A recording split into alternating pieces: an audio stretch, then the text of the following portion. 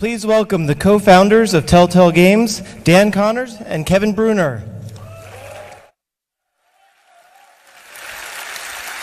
All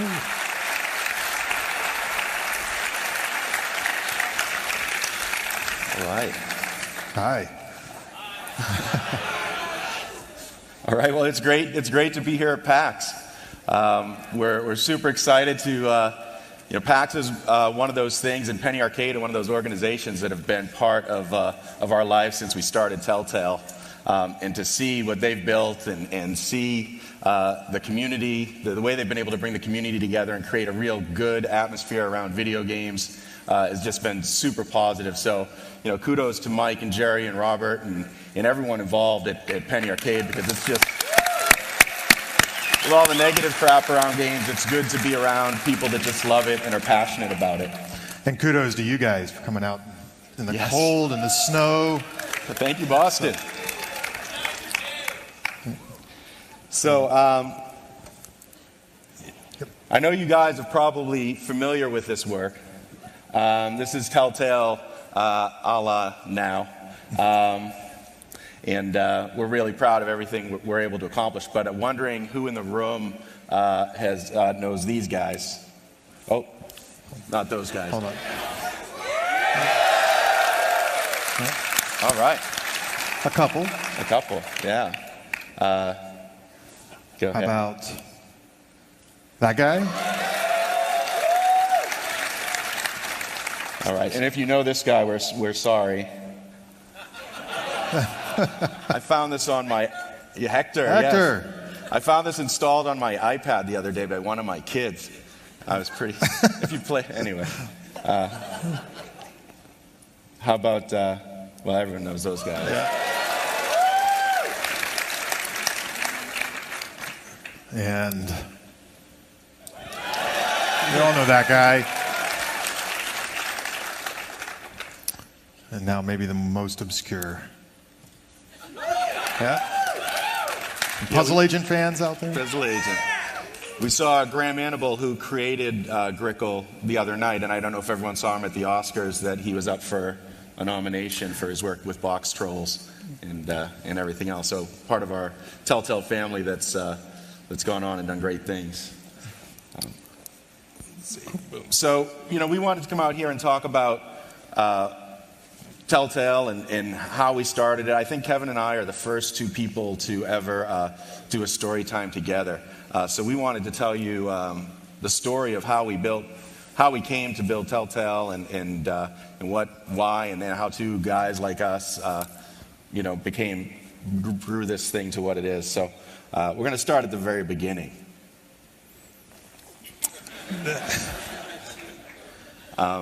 Oftentimes when we talk about Telltale and our motivation for Telltale, we talk about the importance of storytelling and more so, and how universal it is.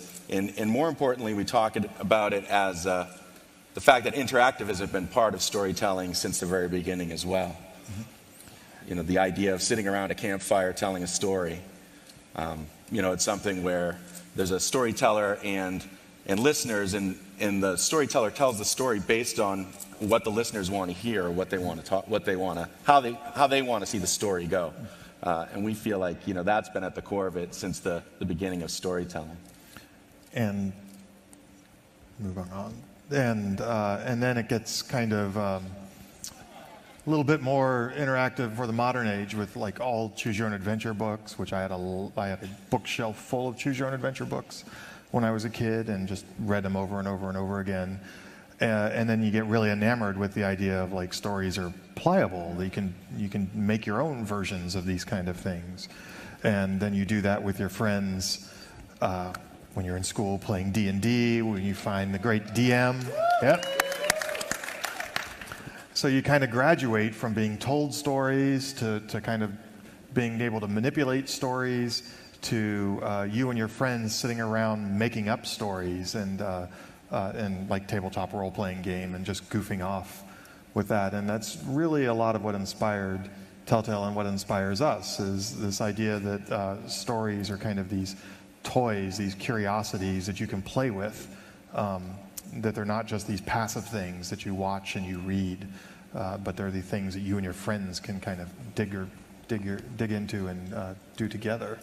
Yeah, I think the fact that you can have the audience participate in crafting the story is a trigger for us. And when the computer came along, in this ultimate moment in human history happened when Kevin Bruner got his first computer in 1978.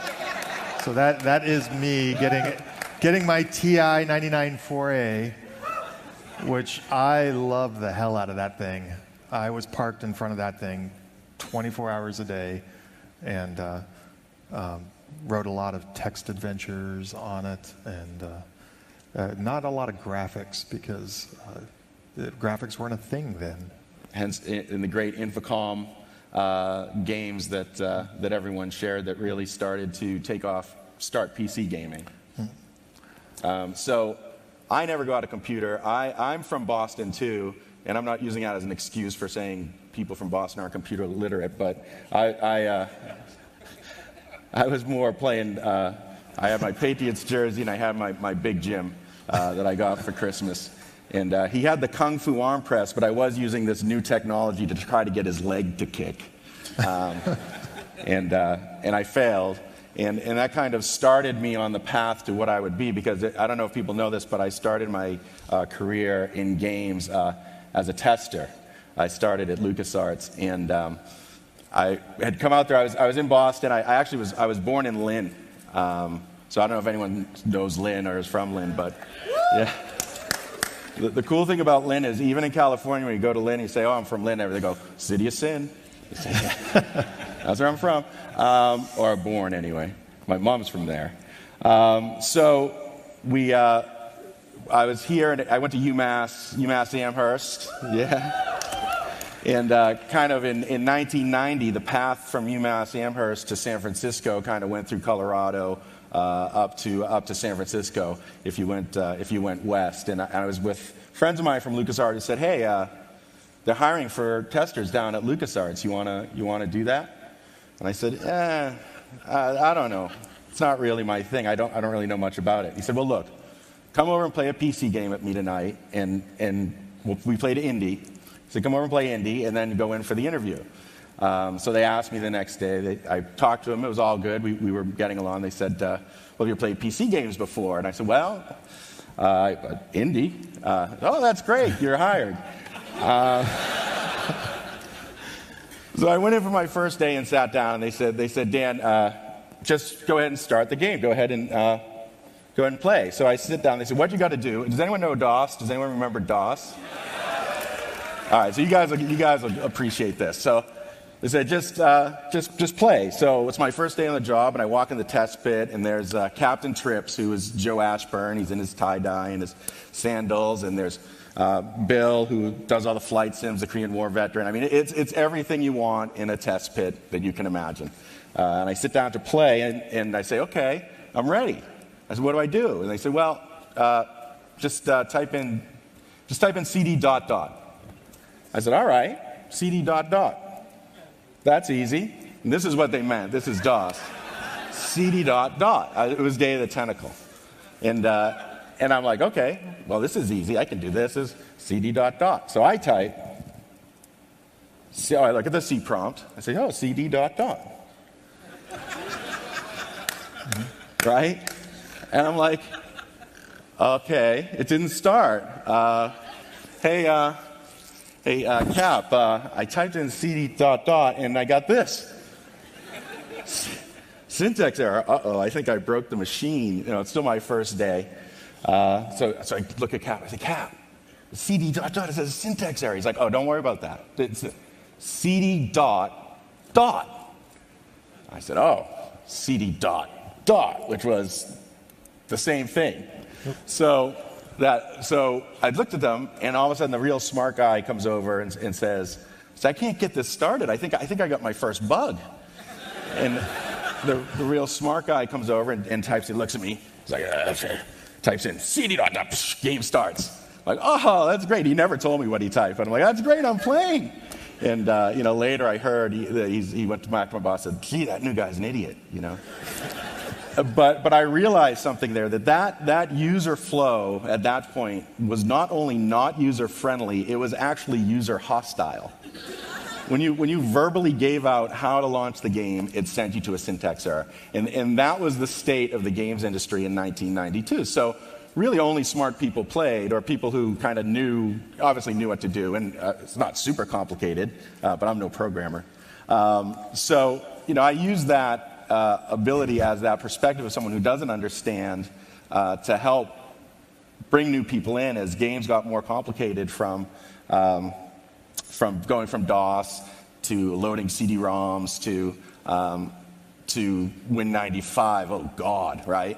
That whole transition was just nasty, and my ability to have no idea what I was doing really brought me to a place where I helped people figure out how to do what to do. So it was a great time to be doing that. And at the same time, Kevin was doing his thing. And was working on videos. I'll let him tell you about that. So at the same time, I was trapped in Florida, and this is a picture of me probably in the same time, 90, 91, 92, playing with my video toaster. Remember video toasters? Okay. So that was like my Amiga, my tricked out Amiga that I was into, and it didn't quite click computer and games for me yet. So I was doing all this multimedia stuff. This is the little recording studio that I had way back in the day. And me and all of my friends, some of whom are actually here today, because we still obsess about this stuff. But this was a little community of people who were using technology to make videos. A friend of mine was a Steadicam operator. Another friend of mine was a video editor. I was doing weird computer stuff and technology stuff, still hacking a lot. I had a Power Mac at home that I was all obsessed with. And we kept we were all in this storytelling. We were in film, we were in television, we were in kind of media. And we kept trying to mash all of these things together continually. I remember we were at a friend of mine's house. We had just finished watching Chinatown, and we all looked to each other and were like, that would make an awesome game. And we started trying to figure out how to gamify Chinatown. And we actually, we were obsessive about this stuff. And we actually put together a prototype interactive movie in 1994 that we shot it. My friend Kevin shot it. My friend Noy edited it, and I coded it up and put it together. My friend Tim, who you'll see in a minute, starred in it. Actually, no, we didn't put Tim. It's you in here. It's me. We put a me shot in it. But in 1994 was the time where video and games were starting to come together, and kind of the early passes at trying to pull stuff together, pull storytelling and game interactivity together. Yeah, this is when QuickTime had just come out, and computers could play back video, and it was getting really, really interesting. So here's a really quick clip of me playing Louis the Beatnik Bookie. From this interactive movie prototype we did. We shot about 60 minutes of raw footage, and it turned into a 9-minute playable thing that you could click through, and we desperately tried to find the actual playable version, which we'll turn up somewhere, and then we have to find this antique Mac to play it on. But here's a little of an interactive movie prototype from 1994.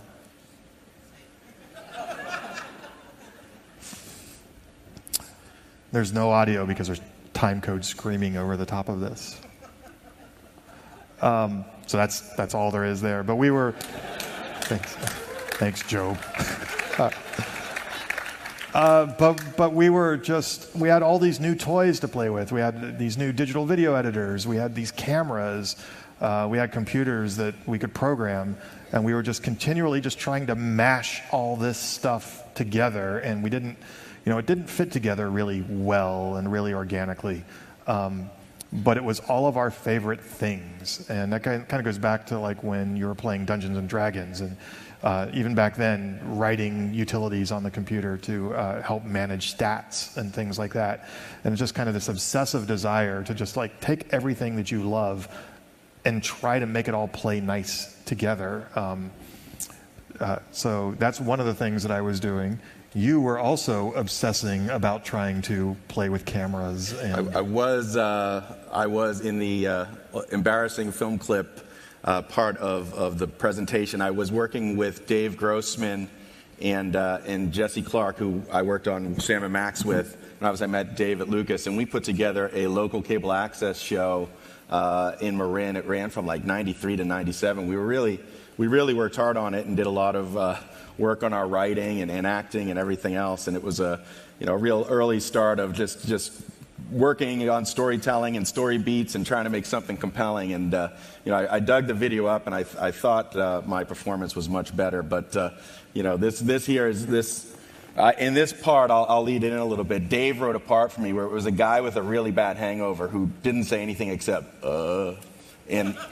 and he realizes he had sold his soul to Satan for a beer the night before. And in this scene, this is the realization. So this portrayal by me is all acting and has nothing to do with my attitudes or proclivities at the time. So here we go.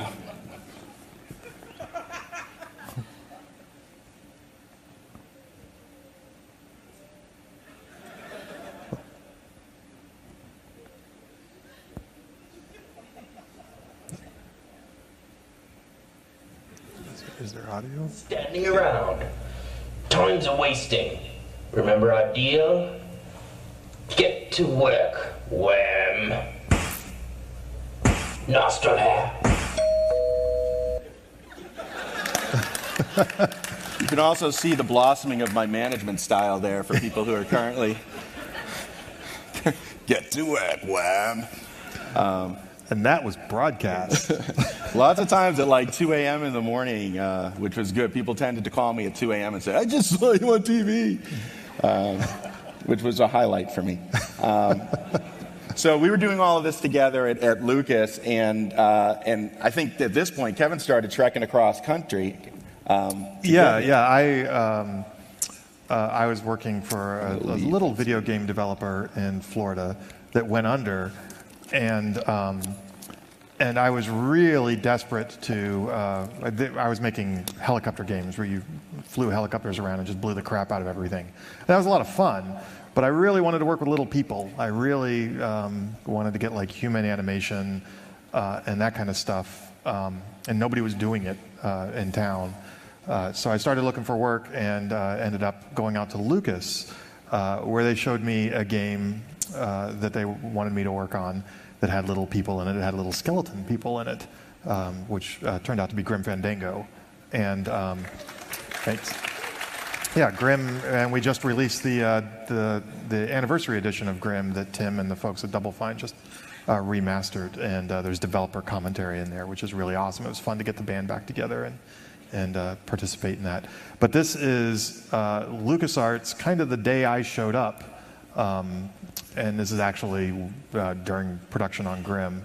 But this was like magic to me. This was coming from a place where me and kind of 3 or 4 of my geekiest friends would huddle together and try to mash storytelling and characters and computers together kind of obsessively to come to a place where there were literally hundreds of people doing it at the same time was really, really magical. And this was a very great time at Lucas because you could go around the building and there was a Star Wars Racer in production and Grimm and Masters. And I'm thinking of literally going around the building. It was Racer, this was the Grimm pit, Indy, Hal's Indy. Rogue Squadron was happening. Rogue Squadron was happening, which was really cool. Jedi Knight expansion pack was happening.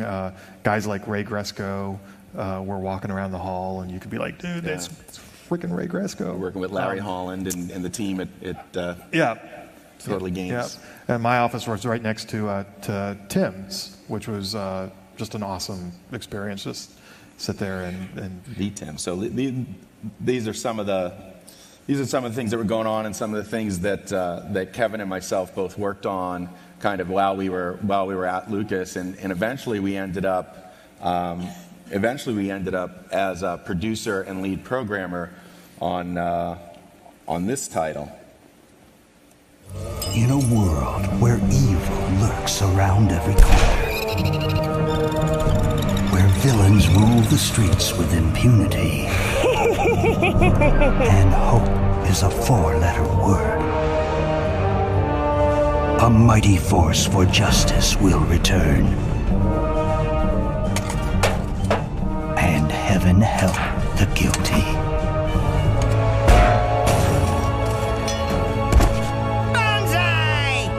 You crack me up, little buddy.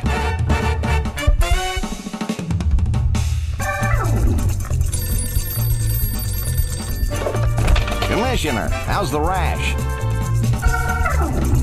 Why won't you just die? This is so degrading. Shut up and dance.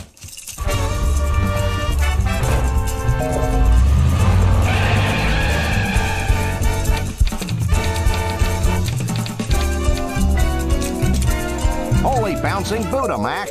We're in 3D. It's been done.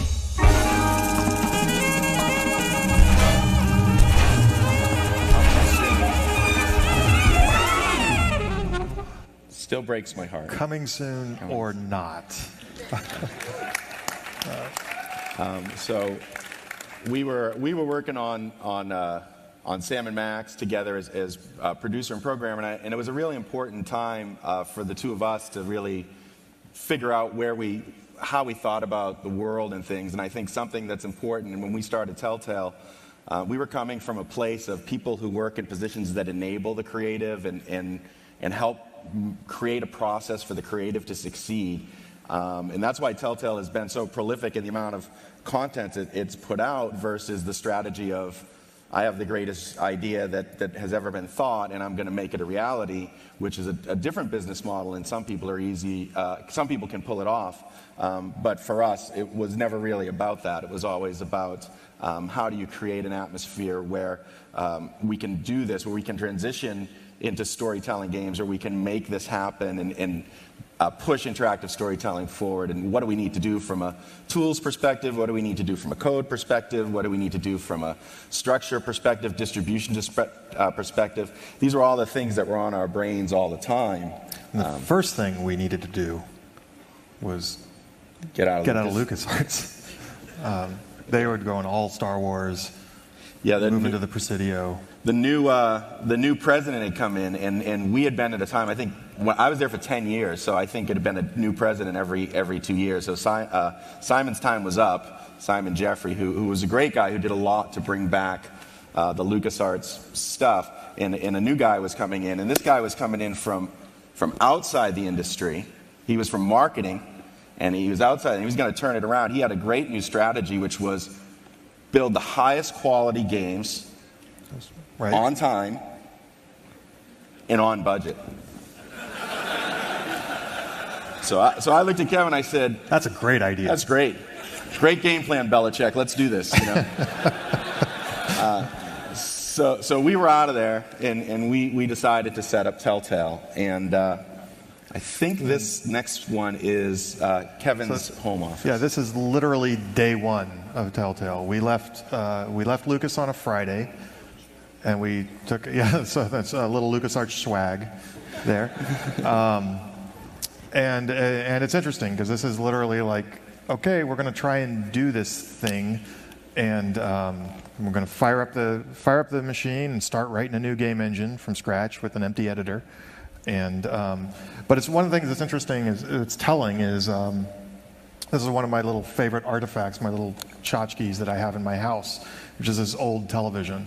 And again, it's like this obsessive kind of and being enamored with serialized storytelling and television, and just growing up in this age with like the dawn of cable television and mass media and all of these things. But this is literally day one Telltale. This is a little 500 square foot apartment that me and my girlfriend lived in and we just set up shop and said, let's go ahead and make this. And we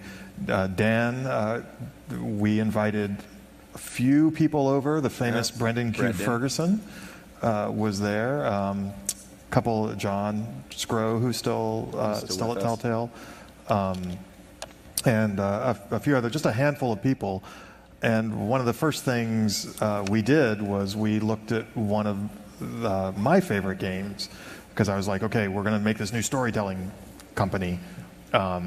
So we have to look at like a game that was one of the most important and kind of shaping my view of the world games that we could do. So we all sat around and we played The Witness from Infocom, which is a game I played when I was a kid. I was big text adventure, still very much into the interactive fiction scene as a consumer. I don't write any of it, but there's amazingly interesting work. But one of the things that we looked at originally. We had just come off of Freelance Police, and we knew that, writing and comedy was really good. But I mean, Telltale literally started with, let's look at paragraphs of text and let's look at interactive storytelling, all the way back to basically everything we could think of. And we played a bit. We didn't finish Witness, but we played a bit of it. It's like, come on, let's keep playing. And we're like, oh, let's start talking about graphics. But if you haven't played old text adventures, it's easy to get your hands on. They play in browsers now, and that kind of thing. But it's really interesting. It's a very different way of using computers and stories together than what you might be familiar with outside of Telltale. It's not The Sims or GTA or any of these kind of skill-based things. It's very grounded in writing and a very novel way of. And we talked a lot about how can we give a graphical presentation to this? How would you support this type of thing? That was a big thing that we talked about a lot, because it offered so much freedom to be able to do what you thought you wanted to do at any moment. And that was a big thing that we talked about early on. What would this look like updated? So that was a big inspiration for us. And how many of you have played a Telltale game with your boyfriend, your girlfriend, your kids, your family, a small group of friends? A few? So one of the reasons that this game was so important to me was this is a game I played with, this and many text adventures, that I played with my dad when I was a little kid. And it was so remarkable for me to have something that I was really passionate about that I could share with my dad and that he got into as well. And certainly when we started Telltale, this idea of making games that were fun to play with your girlfriend or your wife or your kids, to kind of recapture that feeling of a shared experience, because this was the era where like super high-end FPSs were kind of the norm, and it would be a very kind of isolated solo, maybe a little online play, but we really wanted to capture this idea that stories are things that are shared, and they're shared experiences, and a lot of that is trying to recapture some of the things that were happening when you could play games like this. Old adventure games, you'd get stuck on a puzzle, and you could spend a week with your friends, and your friends would try to feed you hints. They didn't have facts. Yeah, I remember like when Myst came out, and it was fantastic, because Myst is the first graphic adventure game that made me feel like I was playing a text adventure, and everybody was playing Myst. And it was awesome, because it used to be like the old text adventure games where you go to school and you'd be like, I'm stuck on this puzzle, and your friend would try to kind of nudge you through it. We were doing that at work now. Everyone was playing, like, how do you get off the whatever island you were stuck on?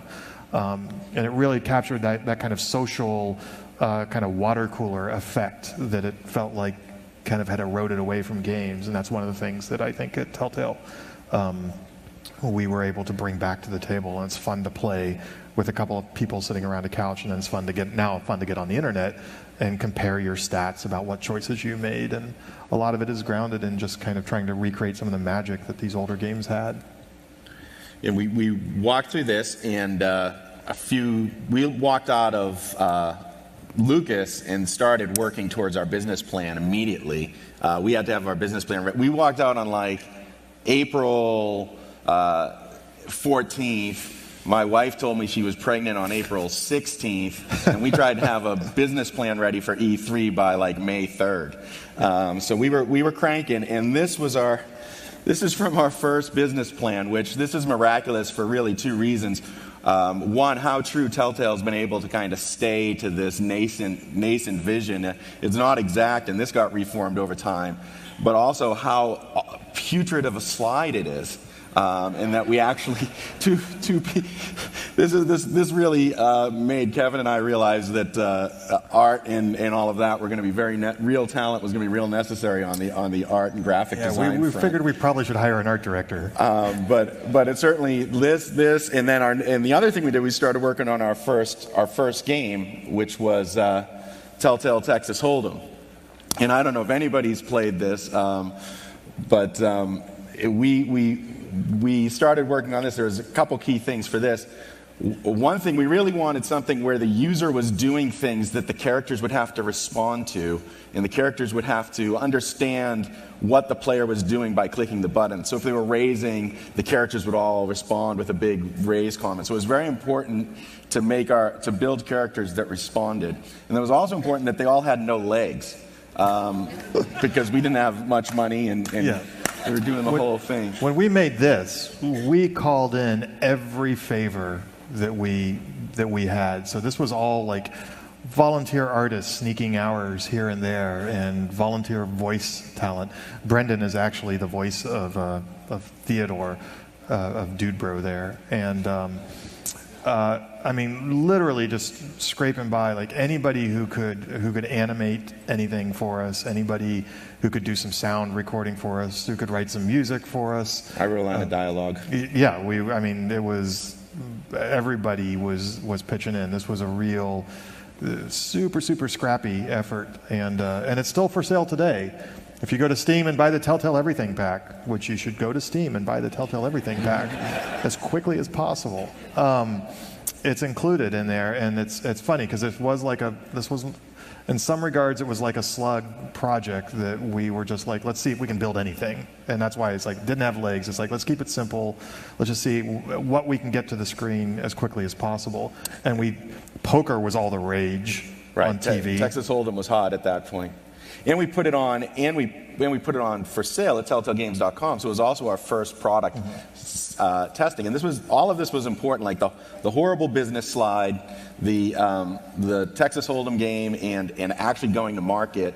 These were all things where we learned incredible things. Like one of our first investors, angel investors, we were trying to get to invest in us. We said, yeah, we got this great Hold'em game. Check it out. What do you think? It's really cool. And he played it, and he looks, and he says, shouldn't there be a lady with a bikini? And I was like, hey, Shaky's not getting a bikini, dude. But we realized we were misaligned. Our perception of what we were building versus what the Texas Hold'em market might have wanted was just we weren't in sync. We weren't in the right place.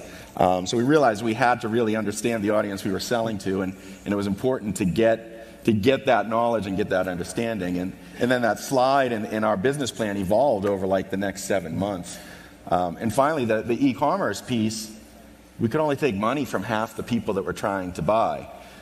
So if you're setting up a business, obviously that's not a good success rate. So all of these things allowed us to start the process of working Telltale and massaging Telltale and building it to what 10 years later would lead to, or 8 years later would lead to Walking Dead. You think we would have known, because one of the first things that happened was we were like, hey, we're going to do poker because it's all over TV and it totally makes sense. And Brendan was like, well, I don't know how to play poker.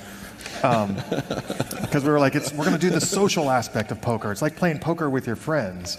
So Brendan was trying to learn how to play poker in an online poker form, right? That was just like one of these JavaScript-based kind of things. And he was having fun with it. I was sitting next to him, and I noticed his seat at the virtual table that somebody was like, like Bob 891 or something. And I was like, oh, Brendan, where are you at? What URL are you at? And I go in and I create an account called Bob 892. And I sit next to Bob 891. And I open the little chat window and I start screwing around with Bob 891. I'm like, no way, Bob 891, I'm Bob 892, right? And this turns out to be way more entertaining to Brendan and I than poker. So I'm like, hold on, Brendan, wait a minute. And I leave, and I bring up a website of Carl Sagan lectures. And then I log in as Carl Sagan. And I start talking smack to everybody. Carl Sagan. And I'm like, Brendan's like, ooh, Carl Sagan's here. Ooh, what are you going to do? And I'm chatting back. I'm like, I'm going to kick all of you guys' ass. That's what I'm going to do. And I'm going all in. And I'm like just trash talking. But then like every fourth line, I would copy and paste a chunk out of a Carl Sagan lecture and put it in there. And everybody else, Brendan and I are rolling on the ground. We're just having the time of our lives. And everybody else in this poker room is getting so pissed off at us. They're just like, we're here to play poker. And that just gives you an idea of kind of how much we had to learn when we said, you know what, it's 2004, we're going to make a comedy poker game and start our company on comedy poker. We didn't know how to make poker. We didn't know why people were playing poker online. And then everyone wanted to bet real money in this thing. And we're like, no, it's about the jokes. And again, kind of like this ridiculous obsession we have with this junk is, how many people have played Poker Night at the Inventory? Right.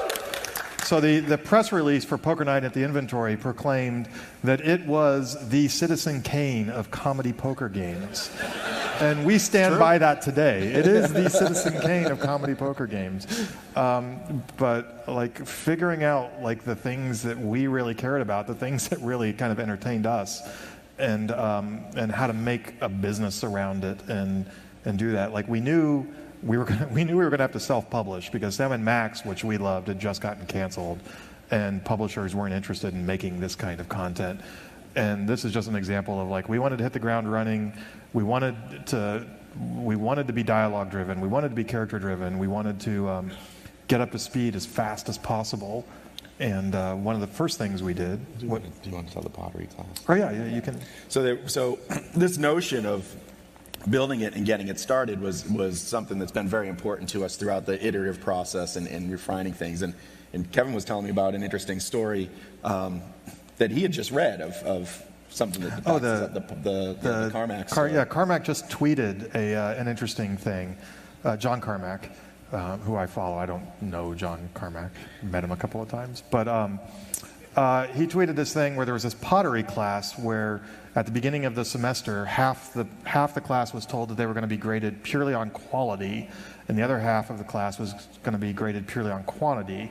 And the anecdote was that at the end, the quantity half of the class actually did best in quantity and quality, with the idea being that the quality people kind of obsessed over their one piece that was going to get graded on and tried to make it perfect, where the quantity people, since they were focused on quantity, were making mistakes along the way and learning how to correct those mistakes. And we're definitely cut from the practice makes perfect, iterate.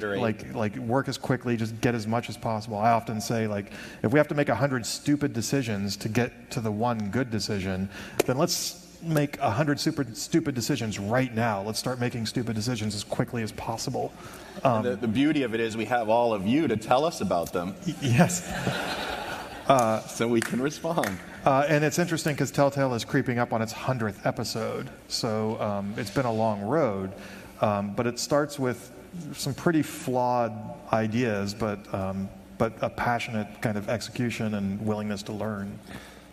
So this is the early Telltale offices, and I remember we walked in, and Kevin called me up, and Troy, and I was I was off. I had to go to a wedding that weekend, and Kevin's like, "You're gonna love this office. We found the perfect place. This is the best place. You're gonna love this."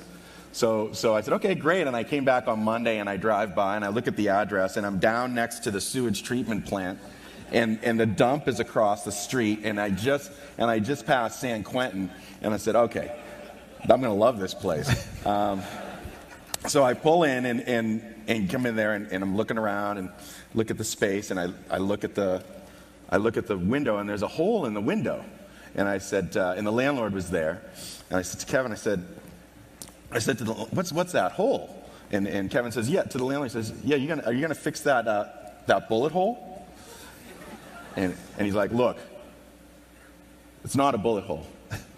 And it's the least of your worries. You're starting a company. So, so we took it. Yep. Yeah. The best thing about that office was it was at the end of a warehouse, and it was a one-room space that you could fit like 12 desks in. And the bathroom was in the corner with a little wall around it, and 12 people in one kind of office room where the bathroom is like it's like in a garage, or the room is like a garage, like a bathroom you'd see in a garage. There is no modesty in that. It was like an embarrassing moment every 4 hours, I guess. But he was definitely right that the bullet hole was the least, or the not a bullet hole was the least of our worries. And believe it or not, this is not that office. Yeah, this isn't that office. This is the better. This is the upgraded office. This was office number 2. My favorite thing about this office was one day we came in, and right in front of your office, the air conditioner had been the drain or whatever had clogged up. And we came in, and one of these acoustic ceiling tiles was like completely pregnant, full of stagnant, nasty water. And we're like, what are we going to do? And we're sitting there scratching our head, trying to figure out how we're going to deal with this whole thing. And then it just went, and it was just this disgusting mess on the floor. And I remember it fondly and nostalgically. Yeah. And the thing of note, so everyone can remember this office, is it was above a hypnosis business. A woman had a business for hypnosis, and we were working on Sam & Max season 1 at the time, which also happened to be about hypnosis. So it definitely was the definition of not an accident. Whatever it was, somehow it happened. So that was our second office. So then we get into Telltale. So there's kind of 3 eras of Telltale that I think are interesting to talk about. And in the first era, starting with Sam & Max Season 1, we were making individual episodes, kind of Seinfeld. These are all very self-contained. They're not serialized at all. Each game was a little game that you could play all by itself. So we did that with Sam & Max Season 1. CSI, not a lot of people these days remember that we made CSI games, but we made 4 CSI games. We were probably the only people in the game world who went after this and were like, we want to be the team that makes the CSI games, because they were self-contained stories, they were little cases. We did this with Ubisoft, and they're actually really good. They're good early Telltale, really entertaining, well thought out. They're CSI games, so they're forensic. The best thing is, in our first CSI game we did, which is this 3 Dimensions of Murder, there's a case that we designed for that, which happens at a gaming convention. That's right. And something horrible had happened. A game called Fuzzy and Bill had been canceled. And the lead programmer had lost it and murdered the producer of Fuzzy and Bill. That is case number 2 of CSI 3 Dimensions and thanks to Jay Cohen and they let it through. Who were totally into the idea as well. James Regan and the guys at Ubisoft. Yeah, so cool. if you ever feel like you really need to do something really passive aggressive, you can design a game where you kill your old boss. So we got that out of the way. And this was another thing. We were doing a series of games based on Bone. And how many people are familiar with Bone? So Jeff Smith, our comic book roots, Telltale had a lot of comic artists. Graham Annabelle, who we talked about before, who just directed Box Trolls, was our first creative director, and he was a comic artist. When we reached out to Jeff Smith and he said that he would let us do a Bone game, that was pretty amazing to us. We had a lot of respect for him. We were talking with Steve Purcell on Sam & Max. So these were 2 kind of external creatives that we had a lot of reverence for, and we're really excited that they would let us work on their stuff. And CSI was a name brand. I mean, we were working with the show actors and the show writers there as well. So this was like a big endorsement to Telltale and to our egos to say, like, people actually will let us work on this stuff. Well, and we had one of everything. We had a classic adventure game, we had a mainstream television license, and we had a comic book license and a new creative that had never been a game before. So we were really getting a feel for what these different franchise types would require. And you can see right there, we made the #1 interactive crime-solving series. Right? Who can argue with that? It's printed. But these were all individual one-episode. They weren't serialized. Season 2, we finished this phrase with Season 2 of Sam and Max, where we started pulling the stories together. And that led to the next phase. Yeah. So then we ended up with this serialized version of Telltale, and this is probably a little bit more familiar, but these are still logic-based point-and-click adventure games. So that's like Sam and Max, The Devil's Playhouse, and Wallace and Gromit's Grand Adventures, Monkey Island. So that was a fantastic series. Sorry. So we're going to speed it up a little bit, and we have an announcement to make, but. We're going to use this part to talk about all the great partners that we've worked with through the years, from Jeff and Steve and Graham to Robert Kirkman and Bob Gale, who we'd talk about Doc Brown, what Doc Brown would do when he was young, and what he and Zemeckis would think about that, and it's just a miracle. But and Matt Chapman, who you'd write a script and then bring it in to record, and Matt would change it on the spot and become Strong Bad or Homestar or whoever. But there was this one super irritating guy who we worked with, who we've got a video for. Looks like I'm gonna have to tear Telltale a new one. Verbally, of course. Cool game! Strong Bad's cool game! Not box look under game! Or green bushes game! What is that mess? You told me you could do a blade! A blade! I thought a dialogue tree was the name of some cool alien sentient plant thing! And you, ugly glasses Telltale! You said that point and click meant pointing a gun and clicking the trigger! And thank goodness we didn't decide to name it Strong Bad's Cool Game, developed by attractive people! You guys are the ugliest scrubs I've ever seen!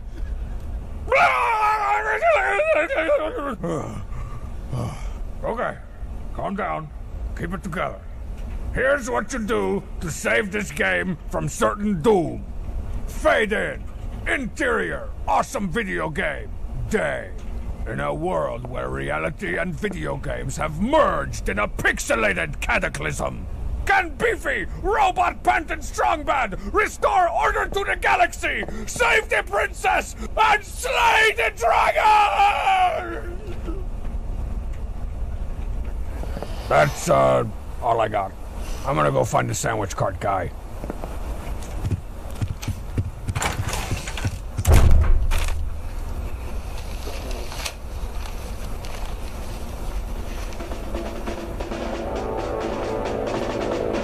Oh yeah.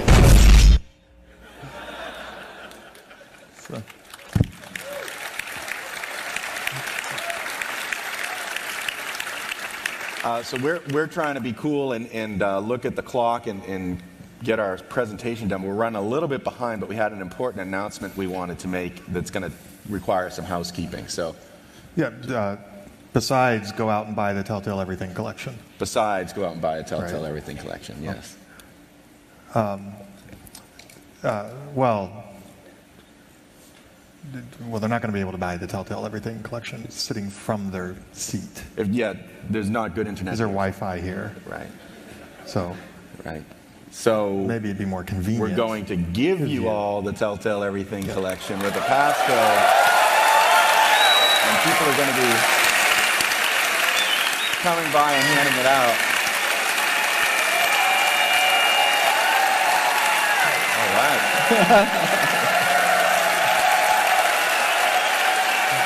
Wow.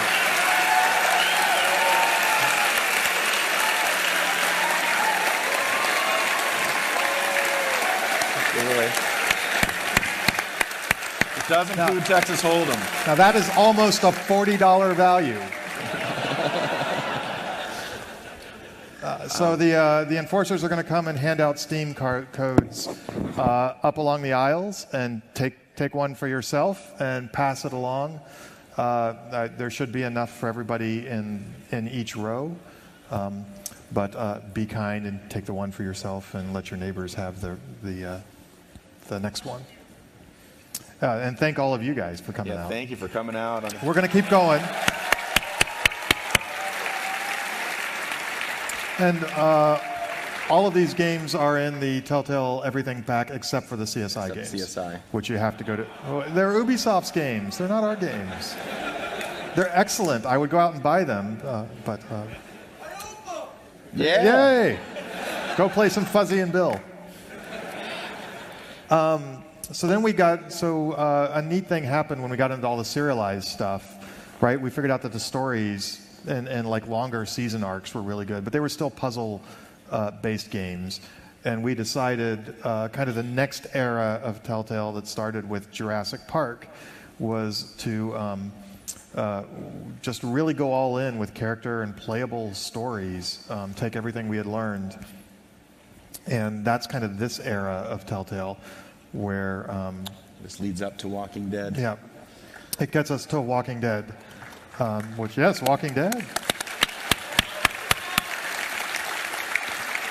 And a lot of things were happening there. We were becoming a better publisher. We were getting on more platforms. We were becoming more credible with our license holders, getting access to things like Jurassic Park and Back to the Future, and eventually Walking Dead. And having established a production process that could allow for episodic delivery and a publishing channel, we were able to really start focusing on moving the games forward in the direction that we wanted to do with interactive storytelling and immersive choice and consequence-based gameplay.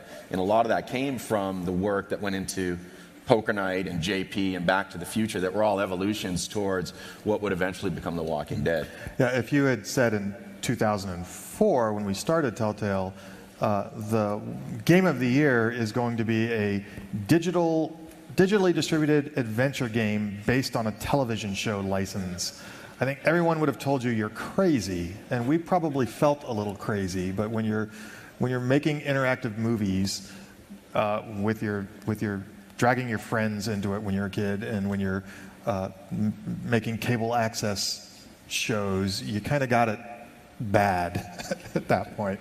And if we're just obsessed about it long enough, eventually something is going to happen. Yeah, we definitely at this period, each of the different games played into this as well, and it was important for us to learn from everything we were doing. So we made Walking Dead was kind of the breakout hit where we finally were able to kind of bring all the pieces together.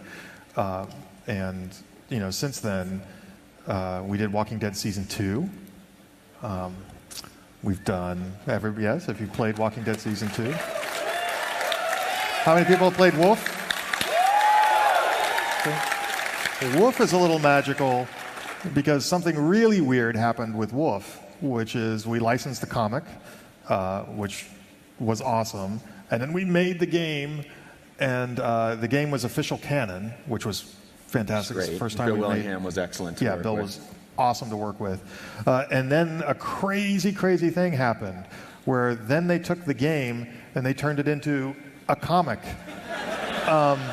So this is out now. There's an issue there's going to be 5 issues, one that covers each episode of the game.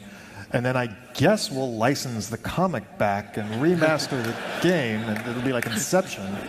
But this is crazy cool. Like, not only did we were telling great stories interactively, but now I think we've really kind of reached a place where the stories we tell are richer and kind of like we've really kind of come into our own. This one has really makes deal making really complicated these days. Yes. And now, Game of Thrones. Hopefully everybody out there is playing this and trying to save House Forrester. It is up to you whether they survive or not, or who survives or not. I think it's really, really great on this one that we worked so closely with George R.R. Martin and Ty Franck to find the Forrester house, and he said, you guys go ahead and help craft their story during this time frame. That was a big thing for us, and it's so so proud to be part of their lore. Yeah, and working closely with them. And HBO is top of their game from scripted narrative, and to be working with everyone at HBO is just a dream come true. I mean, they're a fantastic company to work with. But then so many people came to Telltale from Walking Dead. Because that's that was the big breakout, and we did Walking Dead and Walking Dead season 2 and Wolf and Thrones, and these are all very heavy, and we have a lot of comedy in our background. So a lot of people were surprised when we started doing Borderlands, but internally, after 2 years of sitting around tables trying to figure out how to torture Clementine. There is so much kind of pent-up comedy. We're like, hooray, fart jokes! A joke. So this series is going on right now, and if you haven't had a chance to check it out, but again, it's like working with the folks at Gearbox really is kind of a dream come true. It really does feel like we've sort of arrived in a way. Yeah, and it's another one. The great thing about this is we've been working towards this for a long time. It's a game, and then we're providing an additional story for it, and building out that universe and making it richer is something that we feel like we can do with any medium, and all the mediums are starting to bleed together in such a way that franchises need to be thought about with all of the different components working in sync. From a storytelling standpoint, from a platform standpoint, from a gameplay standpoint, and the opportunities now to really start continue pushing things forward, which is what we're always going to do, because that's what we're made to do, I suppose. Yeah, it feels like if we went through an era of the single episodes, and then we went to serialized puzzle games, to serialized kind of role-playing, just straight story games. I don't know if you guys have read about our recent announcements of our partnership with Lionsgate, which amazing film and television company, and our announcement about super shows and things like that. We feel like we're on the cusp of entering into another phase where we'll get another 4 or 5 years of really interesting kind of different types of Telltale content coming out. So we're just going to keep, I feel like we're kind of like the Voyager, where we've got our 100 episodes. We were out at the edge of the solar system as far as computers and storytelling and mushing all that stuff together is, and we don't exactly know what we're going to find next, but we're kind of floating out there. And I remembered what I was going to say on the slide where I stumped him for, which was when we started Telltale, adventure games were dead, like a weekly announcement. They were dead. Mm-hmm. Because Grim killed them. Yeah. Licensed games were dead. Story was impossible to do in games. And digital distribution was never going to take off because, what was the name of that company because one of the retailers was going to stop it from ever happening. So everything we wanted to do was either dead or impossible. So if you want to build a company that can stay around for 10.5 years and move into the next generation and all of that, do everything that people say can't be done, and you'll be just fine. So it's